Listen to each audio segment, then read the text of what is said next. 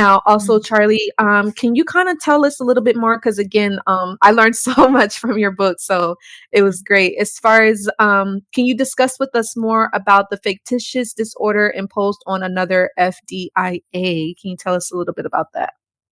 Yeah, this used to be called Munchausen-by-proxy, and the the current most famous case, I think, right now is Gypsy Rose Blanchard. Have you heard of her?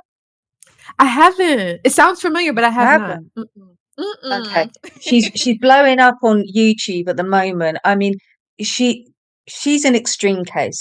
So her Okay. mum basically kept her in a wheelchair and basically lived off of her, um, you know, getting support from other people, getting charity from other people. She even got a house. She was Mm. on these, TV shows and um, those shows where they give people houses. I can't remember what it's called, but there is a show here in the UK. So they obviously have something like that in the US as well. So this Mhm. girl she basically had to fake that she was really, really ill her whole life for her mother Mm. because her mother was living off of her, and Oh. she couldn't cope with it. She lived with it for about 24 years, and then she actually got her mother murdered, like because that was the only way she Mm. could escape. Um, being a, Wow. that was the only way that she could escape her mother's because she didn't think that she could run away. So Oh my god. but that's a really, really extreme case. My mum Right.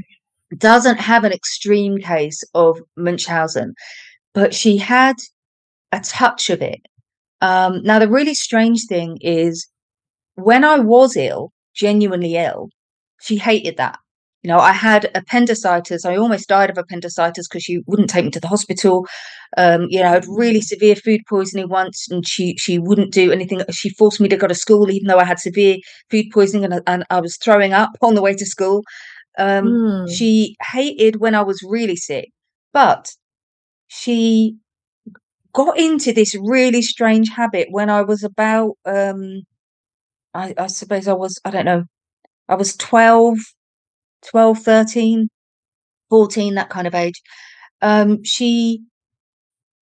She started taking me to the doctors, and I started seeing these specialists, and she convinced the doctors that I had arthritis. I don't have Mm. arthritis. What I had was Yeah. chilblains because she was very mean, which is another trait of narcissism, and she Mhm. never had the house warm enough. She basically she did have the money to heat the house because she keeps the house nice and warm for herself now that she's the only person in it. No, Oh. um, she Mhm. kept me in a quite a cold environment.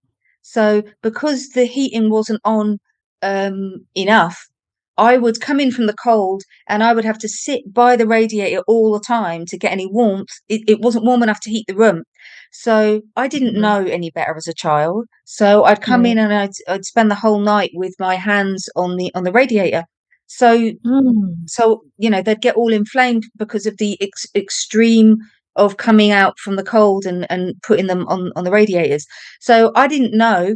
I suffered with that until I left home. I didn't know that they would just disappear if I lived in a warmer environment. So Mm. she knew that they were chilblains, you know, and Mhm. she succeeded in convincing these specialists that I had arthritis.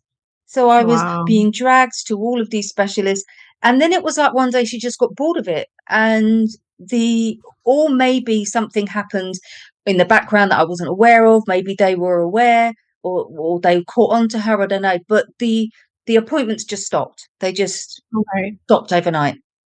So Mm. yeah, Wow. that was a weird moment. She seemed to just get off on taking me to see all these specialists. It was really weird. Yeah, that is weird. Maybe do you think it was more so she wanted to feel good about herself, like, "Oh, look, my daughter has arthritis. You see, I'm doing the right thing by taking her to the doctors." Like, I don't know, that's Exactly. weird. It Yeah. it made her look like a caring parent. Right. But Caring parent, yeah. why she wanted these specialists who didn't know her from Adam, why she cared what they thought about her, I don't know. you know. But Yeah. because of course I knew that she didn't like me being sick. So Right. it didn't make any sense to me what she was doing. Mhm. For Yeah. sure. Yeah. So thanks for sharing that again.